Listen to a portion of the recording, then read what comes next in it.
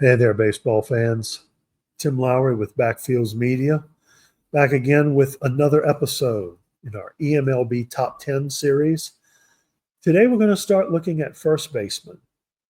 And as we get more into the fielders, you will see some names on this list that aren't there that you may have expected. I want to explain where we're coming from on this. For the position top 10s, we're looking at players that played the majority of their innings at a particular position. So you may be looking for a certain guy here or guys, and they won't be on this top 10. It doesn't mean that they're not in the top 10 in another position, or they spent most of their time doing something else. Hope you understand with that. Trying to kind of head off all the where's this guy? He was great, and all of that. I don't want to spoil any of the other positions as far as who made it and who didn't. But anyway, that's the thought process. Leave some thoughts down in the comments how you feel about that approach, or if we should have done something different. And all the content creators and all the folks who are a part of our Backfields Media group, we'll kind of talk through it and see what's happening there. But anyway, let's get on with it. This is our top 10 list. We're going to start with number 10. And it is the Dodgers first baseman, Andrew Vaughn. Vaughn had a really good year, probably his best year since 2026. He hit 263 with a 483 slugging, had a WRC plus of 125. The thing that our scouts like the most about him is his ability to consistently hit liners to the gap. He's a pull hitter, so most of that's going to be to left center. But he drives the ball with authority. He's got average contact, but he makes up for it by not really having much weak contact in the process. It's a lot of line drives. His power is above average. He's got a plus I to go with that plus gap power. With runners in scoring position, Vaughn had a 179 OPS plus. And he got 53 of his RBIs that way. He only hit 6 homers, but he hit 339 with runners in scoring position. So he was able to produce in clutch situations, keep the rallies going, was just a tremendous linchpin for them. Fielding, he's not a candidate for the Gold Glove, but he's average. He's not going to hurt you. Does okay. He's a little short for a first baseman typically, but otherwise, Vaughn has certainly been delivering. You certainly do what you can to get his bat in the lineup. And the fact that he was able to peak and have a great season after a couple of down ones, it was awesome. Now, as always, we do the comparison scores with our players. Andrew Vaughn compared to Kevin Millar, and Pepe Clark, who's a current eMLB player over in Boston. And also Carlos Santana compares very well with him when Carlos was around 32. Thought that was a really cool comparison there. Number 10 is Andrew Vaughn at first base right now. Now let's go to see our number 9 player, and it is Chicago Cubs first baseman Danny White. Danny had a similar slash line to Vaughn at 129 WRC plus. For the 6th straight year, he had 30 doubles and 30 homers. He has peaked into the 40s in homers and actually almost had 60 doubles in 2029. And he was well off that pace. But it's his power that is really the definitive thing. Pitchers figured him out just a tad last year. His BABIP fell off quite a bit. But in looking at his profile and seeing where he was and where he is, we're not seeing any major talent drop off. with that. It's just circumstance with the way, the way things go. It's quite a gap between the highs and lows. So we will see how he continues on. He did have the lowest K rate of his career by a little bit, which was impressive. And he definitely dropped off like 20 some from this previous season for Ks. In high leverage situations, or what out of the park considers high leverage situations, he had an OPS plus of 155. So again, another hitter who could deliver in the clutch. Danny White comps too, a CCP. Michael Sean Kane also compares to Travis Hafner, former Indians player. And by age, comps very closely to Prince Fielder. So interesting spread of comps there, all of them good power hitters. And we will see if Kane makes this list at all as a CCP. But for now, Danny White is our number 9 first baseman in eMLB right now. And we move on to number 8, Portland Stags first baseman Ben Snow. Now, we've seen sluggers in our first 2. Snow is not a slugger. He's got power to the gap. He definitely can make good contact on the ball, judging by his rates and by his averages. Hit 293, hit 93 RBIs with just 11 homers. But it's those 54 doubles that really pop out, and the 8 triples. So he can hit to the gap, and he's got the speed to take extra bases from time to time. He's got plus defense. He's got decent speed, better than decent stealing ability. The thing that we noticed in his profile, great avoid K, but did strike out a bit more, although a lot of that is due to the fact that he was playing a lot more. Played his most games to this point in his career. Really was good at first base. He fielded well, hit well. It's hard to not like this guy. Snow is not the kind of guy to go in and have to get 2 or 3 pitches before he figures out what he's going to do. Swinging at the first pitch, he hit 373 at a 160 OPS plus. So, yeah, Snow can hit. We expect to see him at or near 300 pretty much for the rest of his career. I love some of the comps. Cecil Cooper was a comp for him, and I see that. Anybody who watched baseball in the early 80s and watched Cooper at first base, he was this kind of guy. Not a lot of homers, but a lot of hits, a lot of doubles. It's a perfect mix. And former National League president Bill White, when he was in his playing days, comps very closely to what Snow has been able to do now. Snow is our number 8 first baseman in eMLB right now. And now we're going to go to number 7 on our countdown. And it is Texas slugger Vladimir Guerrero. Vlad, 32 homers. He slugged .506 at 112 RBIs.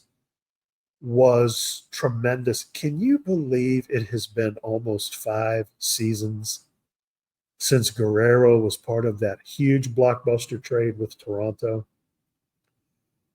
Wow. And Texas has really benefited from him being in the lineup. Had a bit of a down year. His numbers have actually begun to trail off a little bit until you look at the steals where he had 25. But his contact rate, right up there with his power. There's nothing wrong with his profile.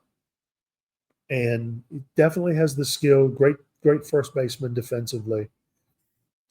We found it interesting. Texas must have team orders for him to run at all costs, because despite the fact that his stealing aggressiveness is not that high, he had 32 attempts and stole 25 bases. And I know I'm harping on that, but it's phenomenal that he has added that to his game this late in his career. Guerrero, as I looked at the batting splits, one of the things I noticed is that he generated a lot of offense without having to have men on base in front of him in some cases. He hit 305 and had an on-base percentage of 379 when the bases were empty. And in those at-bats where he got on base, 19 of his steals occurred then. So the bases were empty, he got on base and got himself into scoring position all by himself. Didn't need a ton of help there. And then the rest of the Texas offense just kind of gelled around that. I thought that was pretty interesting. As far as his comparison players, I'm going to read this list and see if you can guess what they all have in common. Johnny Mize, Dick Allen, and Frank Robinson. Yeah, they're all Hall of Famers. And when I saw that, and I did a double take and I looked at his career numbers in the eMLB, this man will be in the Hall of Fame in the end of his career, and hopefully a first ballot Hall of Famer. Just a tremendous player. He is Texas first baseman Vladimir Guerrero, and he's our number 7 first baseman in eMLB right now. Our number 6 first baseman, it's a bit of a surprise to see him in this uniform, Ismael Bracamontes. I don't know. I always just thought he would stay in Pittsburgh. And I know Cody's the GM, and I should know better than to think that anybody's going to stay put long. But Bracamontes being traded to Pittsburgh early in this offseason was kind of an eye-opener. Bracamontes just hits a lot of homers. Tremendous power, tremendous eye. Our scouting department feels like it's the eye that gives him the ability to just drive pitches with authority. His contact is not the greatest, but it's at least average. And when he does make contact, it goes quite a bit. One thing folks don't talk about a lot is his ability to play first, and yet he is more than adequate. Viewed him as a plus defender over at first. Has his avoid K rate has improved. He's getting close to the point where we're seeing his peak, and that's okay. 60 plus, almost 70 extra base hits a year. One of the scouts commented that it's pretty clear that Bracamontes' parents raised him right because he never steals. And I think if that's the only thing you can find about this guy offensively, we've got a pretty good player. He's making $15 million. He's a free agent in 2037, so Toronto has him for quite a while. He's a part of an offensive juggernaut, and we will see just how good this will be. Who is he compared to? He compares to some CCPs.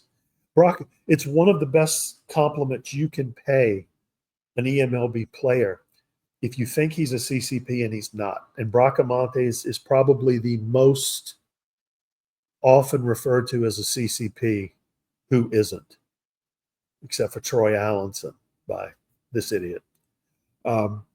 Bracamontes compares to Sean Thornton and Trevor Gretzky and Slambino.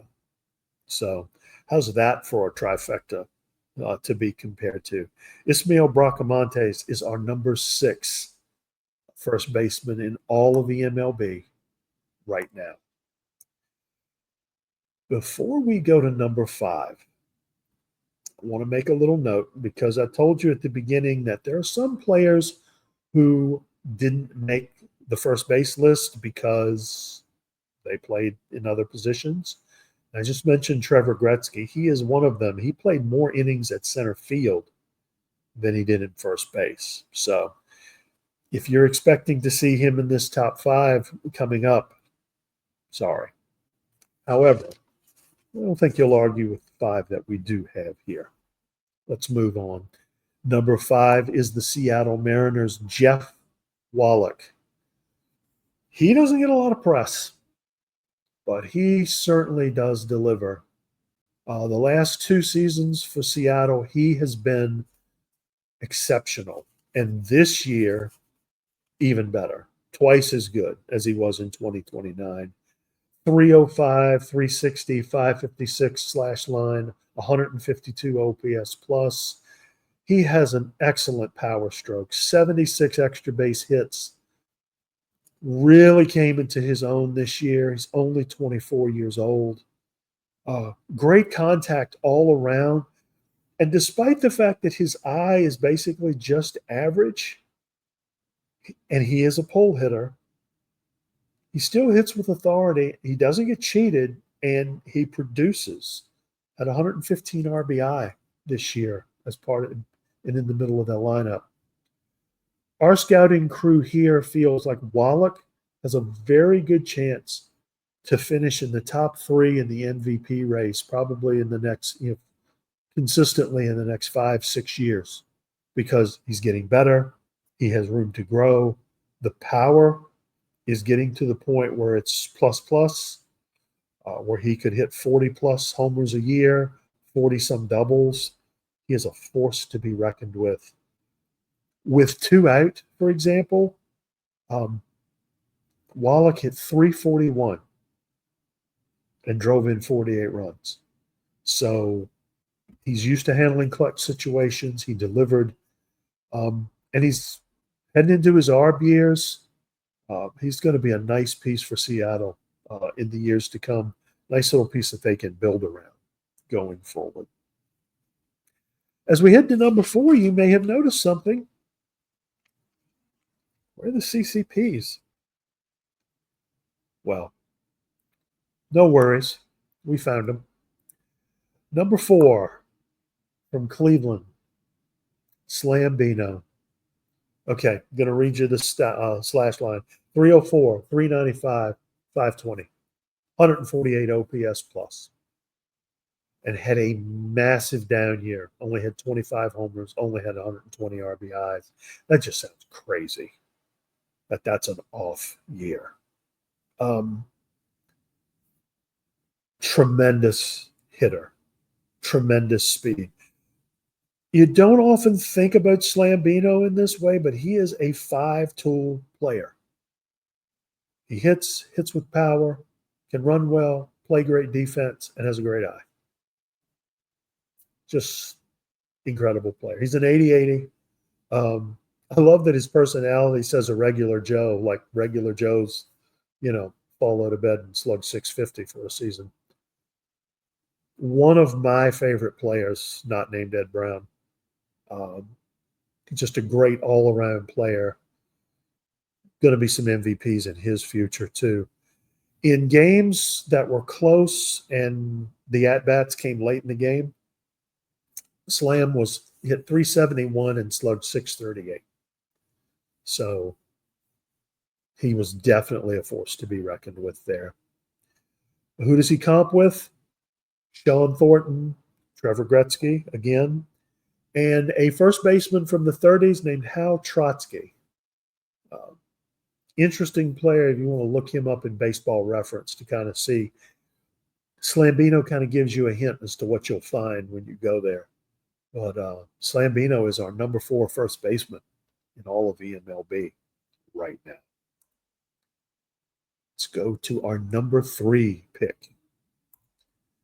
And that is first baseman from the Los Angeles Angels, Sean Thornton. He had a tremendous slash line, 168 OPS, 576 slugging, hit 314. He's hit 174 homers in his 4+ years. And it strikes me that he is probably one of our most prolific CCPs that does not get talked about. It might be just me, but that's what I was thinking.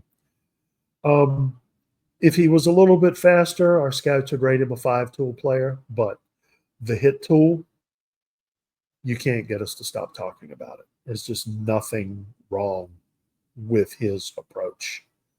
And it's continuing to get better. He's in his age 24 season.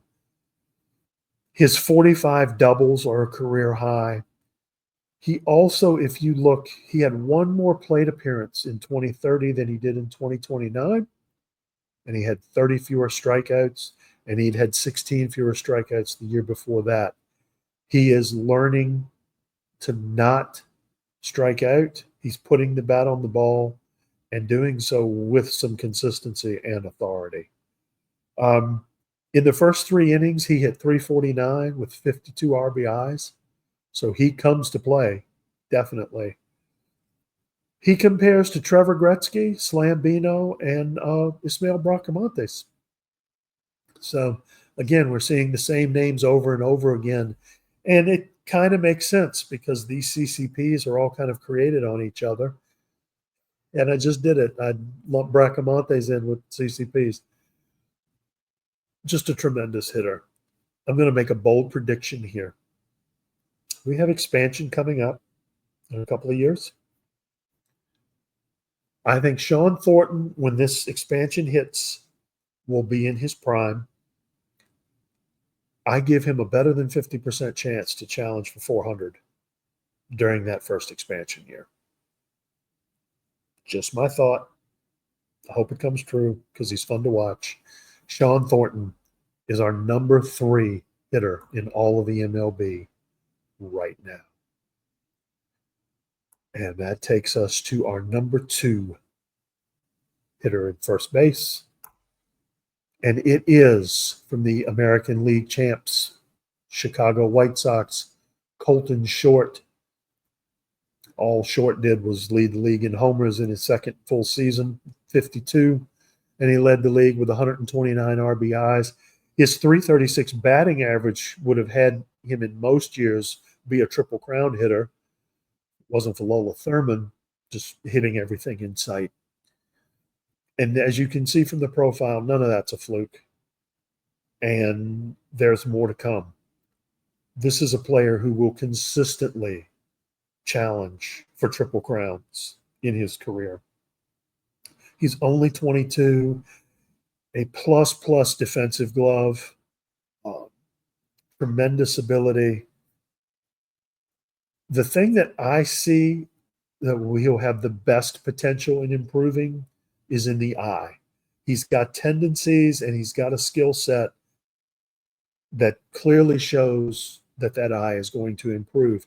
And we see it in hitters like Thornton, where as they get to their 24, 25-year season, they stop striking out as much. They start taking more walks. They don't have to hit everything out.